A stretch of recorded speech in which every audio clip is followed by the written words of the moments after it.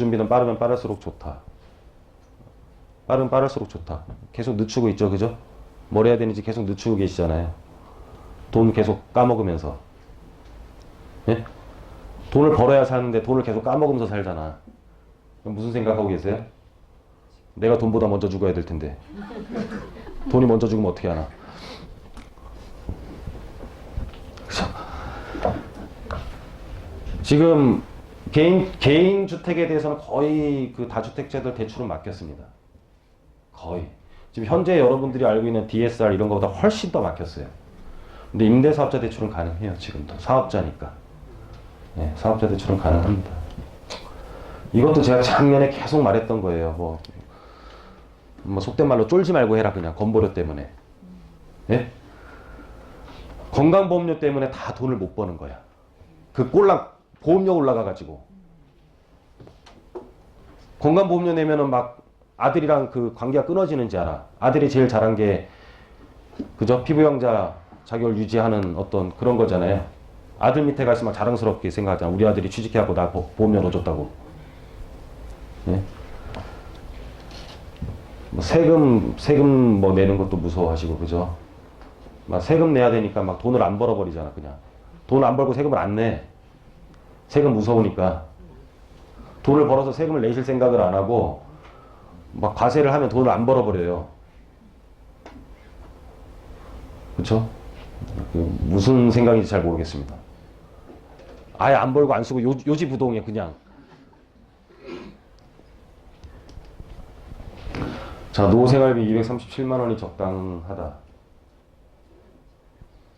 이 정도는 벌어야 그나마 어디 경조사에 갈 수 있다. 여러분들 이제 어느 정도 살면 딱 느낌이 오잖아. 전화 갑자기 온다 그러면 너 결혼하는구나. 안 받아버리잖아, 그냥. 그죠? 저 정도는 있어야 경조사도 우리 참여하면서 생활을 할 수 있는 거예요. 그죠? 자, 그래서 왜 임대사업을 해야 되느냐부터 해서 다주택자를 못 잡는 거에 대한 내용을 좀 풀어가 보도록 할게요. 현 정부에서는 부동산에 대한 이 투자에 대한 인식이 이 비생산적인 활동이라고 봐요. 왜 비생산적인 활동이냐면 생산자 외에는 다 비생산자예요. 그러니까 건설회사 또는 뭐 조합이 물건을 만들어 놓으면 이거 빼고는 다 비생산이야, 그냥.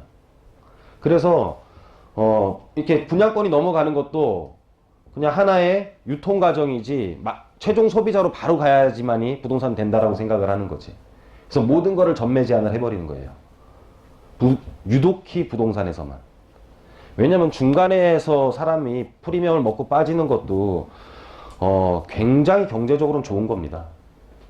왜냐면 이 사람이 돈을 벌어야 또 쓸 거 아니에요. 그런 것들이 점점 더 다 시너지 효과를 일으켜가지고 사회가 돌아가는 건데, 집이라는 것을 계약을 하면 3년 동안 못 파는 거야, 그냥. 그럼 사회적으로 돈의 흐름이 막힐 수도 있는 거지. 이 사람은 또 마지막 사람은 처음에 산 사람은 3년에 대한 자금 계획을 세워야 되니까 소비 활동도 줄여야 되는 거고. 그렇죠? 전반적으로 경제가 굉장히 죽는단 말이에요. 우리가 경제를 살리기 위해서 제일 먼저 한 행동들, 우리가 IMF 때 벗어나면서 제일 먼저 한 행동이 뭐냐면 뭐 금모으기가 아니라 사실 제일 먼저 풀어준 게 돈 많이 쓰라고 분양권 전매 제한 풀어주고 카드를 만든 거란 말이에요. 그때만 하더라도 지하철 앞에서 카드 파라솔 펴놓고 만들어줬었잖아요. 예? 그런 것처럼 분양권을 풀어야지만 경기가 원래 살아나는 거야. 유통과정을 풀어줘야지만 살아나는 건데 지금은 좀 그렇게 안 하고 있죠. 그렇죠? 부동산만 하더라도 유통관계 및 기간의 가격 상승률 아예 불인정을 해버리는 거지. 그래서 중간에 있는 사람은 그냥 되게 나쁜 사람으로 취급을 한다. 그럼 우리 소고기 유통될 때 중간 사람 되게 나쁜 사람인가요? 그럼 내가 뭐 소를 잡아서 먹어야 되는 건 아니잖아요. 그렇죠? 그런 것처럼. 해서 생산적인 활동을 통해 소득이 있어야만 우리는 살아갈 수가 있다. 생산적인 활동을 통해. 비생산적이라고 하는데 그럼 생산적인 활동은 뭐냐라는 거죠. 우린 소득이 있어야 되는데 소득에는 어떤 것들이 또 있느냐를 보는 거예요. 소득에 뭐가 있어요?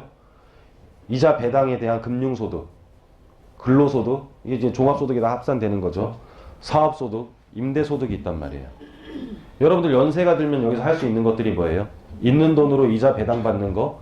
지금 얼마를 놓으면 얼마가 나오는데 그 돈 갖고 어떻게 살아? 그렇죠? 근로? 남이 써줘? 사업 할 수 있어요? 못한단 말이야 지금. 자, 그러면 할 수 있는 것도 그냥 임대소득이에요. 임대소득. 임대소득을 한다는 자체가 내가 다주택이 될 수밖에 없는 구조를 갖고 있는 거지. 그죠? 자, 40년간 밥값. 한 끼에 5,000원, 2인이 먹으면 한 끼에 10,000원. 1일 3식 30,000원. 30,000원 곱하기 365 하면 1,095만원. 1,095만원을 40년 동안 먹고 살면 4억 3,800. 밥값만 4억 3,800. 밥값만. 밥이 40년 동안 오르지 않는다라는 가정하에. 그것도 5,000원짜리만 먹는다라는 가정하에. 얼마들 있으세요? 밥값, 여유자금으로 밥값 정도 있으신 분들 계시나요? 많나요? 돈이 돈을 벌어오는 구조를 만들어야지만이 내가 생산을 하면서 살아갈 수가 있는 거지. 그래서 나는 생산을 할 수 있는 물건을 갖고 있어야 된다. 그죠? 소득을 유지하기 위해서는. 이건희는 지금 누워있죠? 이건희는 돈을 벌고 있어요? 안 벌고 있어요? 벌고 있죠. 왜? 생산수단을 갖고 있으니까. 생산수단을. 회사라는 생산수단을 갖고 있으니까. 그렇다면 여러분들은 돈을 버는 사업도 못하고 할 수 있는 수단이 뭐가 있냐라는 거지. 생산할 수 있는 수단. 내가 일을 못하잖아요. 근로소득을 할 수 있으면서 내가 생산할 수 있는 수단은 과연 뭐냐라는 거지. 임대소득이다. 임대소득. 그러면 부동산 임대소득의 종류는 뭐가 있느냐. 업무용 부동산도 있어요. 업무용 부동산도 있고, 자, 주거용 부동산도 있어. 그리고 그 중에 뭐 준주택이라고 해갖고 업무용 중간에 오피스텔이라는 게 있어요. 업무로 쓰면 업무용으로 가고, 주거로 쓰면 주거용으로 가. 근데 집합 건물, 상가나 단일 건물 같은 경우는 사실 돈이 굉장히 많아야 돼요. 돈이 굉장히 많은 것도 많은 거고, 일단은 세무에 대한 혜택이 전혀 없어. 근데 주택은 잡기도 잡지만 굉장히 아이러니한 게, 잡기도 잡아야 되지만 공익성을 띠고 있다라고 봐요. 준공공임대. 공익성을 띠고 있는 거죠. 공공임대라는 것은 공익성을 띠고 있기 때문에 원래 LH에서 해야 되는 거예요. LH에서 해야 되는 건데 LHSH가 자기 기능을 못하죠. 지금 굉장히 채무가 많은 기업이잖아요. 사업을 할수록 적자야. 그러니까 본인이 할 수 있는 일을 일반한테 넘기는 거지. 넘기면서 공공의 성격을 부여하다 보니까 내가 LH를 대신하는 거잖아요. 공공적인 성격을 부여하면서 의무와 우리가 규제도 같이 주고 있어. 혜택도 주고 있고. 네?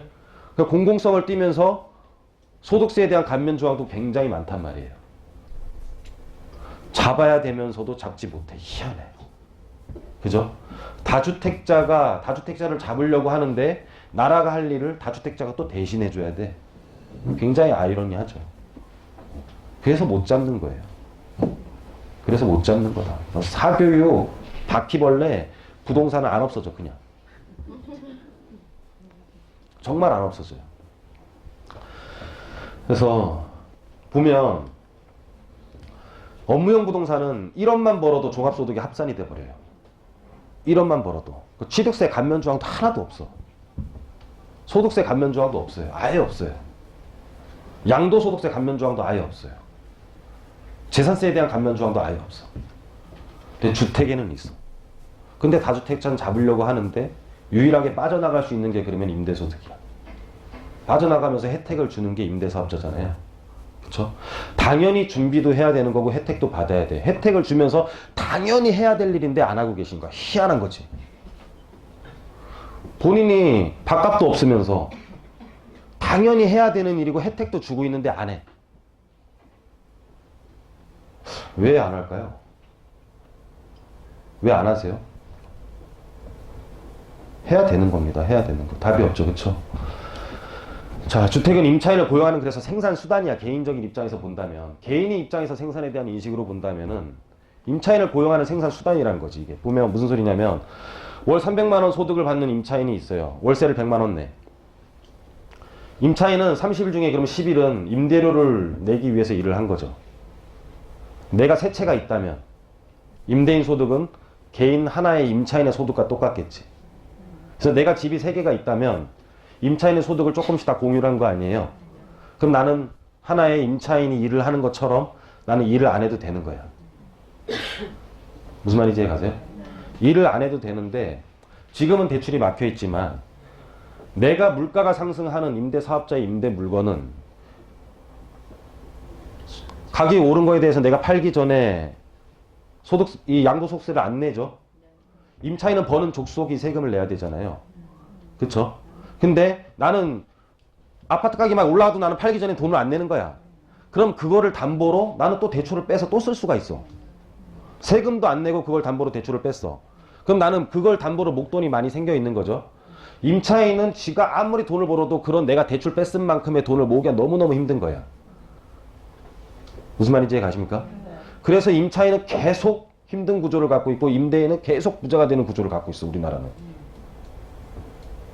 지금 결혼할 때 사람들 소득이 얼마인지 그렇게 크게 안 묻습니다.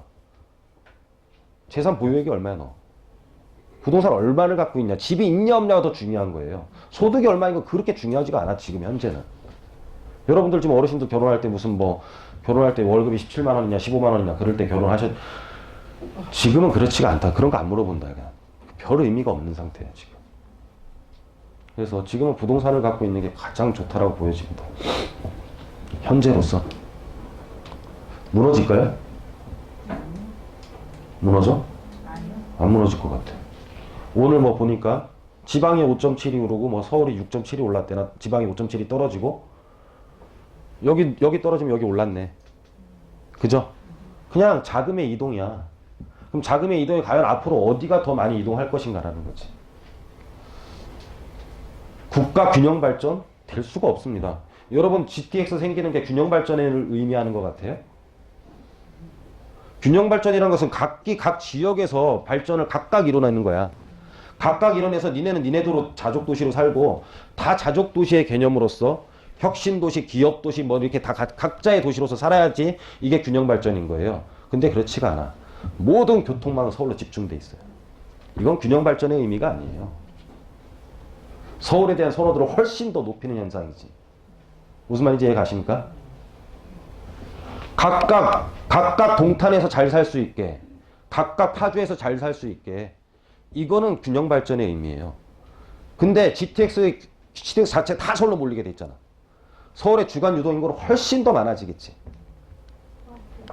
서울의 선호도는 어떻게 될까요? 훨씬 더 올라가지. 지금 서울이 조사 이래 20년 동안 1000만 이하로 떨어졌어요. 작년에. 집값은 어떻게 돼 있어요? 엄청나게 올라가 있다. 사람 인구가 줄었는데 집값은 훨씬 더 올라가 있어요. 선호도는 증가를 하고 재개발이 될수록 서울의 주택수는 점점 줄어들어. 왜? 다가구 주택 갖고 있는 사람한테 한개 주니까. 다가구에는 19세대가 사는데, 그죠? 소유권이 느는 것과 가구 수가 느는 것은 별개의 의미예요. 좀 깊은 얘기고, 그건 다음에 또 재개발할 때 얘기해드리고. 이렇게 살아야 되지 않겠냐라는 거지. 이해 가십니까? 그래서 막 되게 혼나는 것 같아요? 네? 그러니까 주택 추가 구입에 대한 결론을 내리면 생산 수단으로서의 주택이라는 거예요. 나는. 단지 투기가 아니라 우리가 지금 조합원에 대한 개념도 그렇고 내가 임대인에 대한 개념도 그렇고 다 나를 보호하는 거예요. 서울에 소유권을 갖고 있어야 지방으로 안 가, 사실. 재개발이 되든 재건축이 되든 내가 거기에 다시 살 수 있는 나를 보호하는 거지. 사실 강남에 있는 사람들은 강남에 살기 위한 강남의 주택을 갖고 있었던 것은 자기가 강남에 살기 위한 자기를 보호했던 것 뿐이야. 현재 개포주택을 갖고 있지 않고 음마를 갖고 있지 않으면 어떻게 거기 다시 들어오겠어, 사실. 그렇지 않아요? 그래서 본인을 보호하는 수단이야. 자꾸 투기로만 몰면 안 된다. 신규 주택 거주에 대한 욕구지. 이거 없앨 수 있어요, 정책으로? 내가 살아가는 생산수단이고, 내가 신규 주택으로서 거주할 수 있는 요건을 내가 취득을 하기 위해서는 미리 내가 다른 주택을 구입하고 있는 수밖에 없지 않냐라는 거지. 내가 그곳에 살기 위해서는 내가 살고 싶은 주택이 있고 내가 거기에 새 집을 살고 싶다면 내가 추가적으로 구입을 하고 있을 수밖에 없지 않냐라는 거지. 일반 분양 당첨 뭐 가점제가 어쩌니 뭐 이러는데 내가 어떻게 하냐라는 거야. 그 욕구를 어떻게 막아요? 나는 그러면은 그 욕구를 잠재우고 맨날 오래된 집에서 살아야 돼? 안 그렇다라는 거예요. 그래서 정책으로 막기는 한계점을 분명히 갖고 있다라는 거예요. 그죠? 그러니까 너무 나쁘게 보지 말고 그럴 필요도 없는 거예요, 사실. 강남 오르게 좀 냅두면 안 되나? 왜 잡아야 돼? 잡아야 되는 이유, 강남을 잡아야 되는 이유가 뭐냐라는 거지. 왜 경찰을 풀며? 이해가 안 가지 않아요, 좀 잘? 자, 집주인과 세입자가 임대주택 등록 활성화 방안 이제 상생하는 물 한 모금만 마시고 하겠습니다. 지금까지는 안 졸리죠? 이제 앞으로 졸립니다.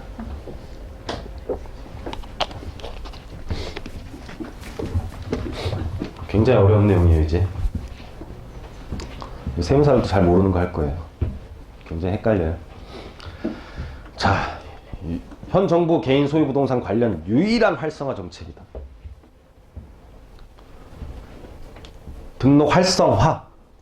유일한 활성화 정책이야. 다 규제야, 지금. 그죠? 자, 유일한 활성화 정책이다. 임대사업자 세금 등에 대한 관한 정리를 할 건데, 이제 첫 번째로 이제 양도소득세에 관한 정리를 좀 해볼 거고, 자, 종합부동산세에 대해서 한번 정리를 하고, 소득세, 취득세, 건강보험료에 대해서 한번 간략하게 한번 해볼 거예요. 간략하게 하더라도 되게 어려워. 정말로 간략하게 할 겁니다. 자, 두 개의 조항이 있는데 이거 조세 특례 제한법이에요. 조세 특례 제한법, 특례법. 연속성이 있는 거예요, 아니면 한시적인 거예요? 한시적인 거. 한시적인 건데 조금 애매한 부분은 있어요. 자, 지금 준공공임대주택을 등록을 하면 우리가 여기서 가장 큰 맹점은 이 장기보유 특별공제 70%를 공제를 해주는 거거든요. 70% 공제. 이거에 대한 등록일 기준은 지금은 없어요, 일단은. 이거는 계속 가는데, 조특법에서 조세특례 제한법에서 양도소득세에 대한 100분의 100에 상당하는 세액을 감면하는 조항이 있어요. 둘 다 조항이 달라. 하나는 97조 3항이고 하나는 97조 5항이에요. 예? 근데 지금 이 준공공 임대에서는 지금 우리가 다주택자에서 지금 벗어나는 것들 중에 가장 큰 게 종합부동산세 합산 배제 요건이랑 지금 나중에 팔 때 양도세가 중과가 안 되고 감면을 받는 조항이 가장 중요한 거거든요. 근데 조세 특례 제한법에서 100분의 100 감면 조항이 있어요. 100분의 100 감면 조항. 버는 거에서 돈을 하나도 안 낸대. 그래서 만약에 10억을 내야 되는 세금이라면 10억을 안 내도 돼. 그러면 세금을 10억 감면받았죠. 감면받은 세액의 20%. 10억을 감면받았으니까는 감면이 10억인데 감면받은 거에 20%. 20% 노고초 특별세는 내는 거야. 그것만 내면 돼. 어마어마한 거죠. 벌었는데 안 내도 된다. 소득이 있는 곳에 감면 조항이 있는 거예요. 감면 조항을 보는 거예요. 그래서. 근데 이거는 이 감면 조항이 100분의 100 감면 조항이 있는 것은 매매 계약을 체결하고 이게 왜 이렇게 잘리죠? 좀 쉬었다 할까요? 이게 좀 불편한가요? 그냥 제가 읽어 드릴게요, 그러면은. 2018년 12월 31일까지, 2018년 11월 31일까지, 이건 신규주택을 매입을 해야 되는 거예요. 신규주택을 매입을 하고 나서 3개월 이내에 3개월 이내에 준공공 임대주택으로 등록을 하면은 양도소득세가 100분의 100 감면이에요. 그러니까 2018년 8월 31일까지 국민주택 규모의 이하의 주택을 사서 매입을 해서 분양을 받아도 상관없어. 분양을 받아도 상관없고 오래된 주택을 사도 상관없어요. 사서 등록을 하면 10년 있다 팔면은 100분의 100 감면을 해주겠대. 근데 이거는 그 얘기가 없어요, 지금. 이거는 그냥 요건이 8년 이상 계속 임대한 후 양도, 이거는 그냥 등록을 한 다음에 임대보증금 이게 5% 상한이 있거든요. 거기다 그 요건을 만족시킨 다음에 그냥 이건 등록을 하면 돼. 기존 있던 주택을 등록해도 상관없어. 매입한 다음에 3개월 이내에 저건 아까 이 99조 5항은 3개월 이내에 해야 되는 거잖아요. 그죠? 근데 이건 그 조항은 없어요.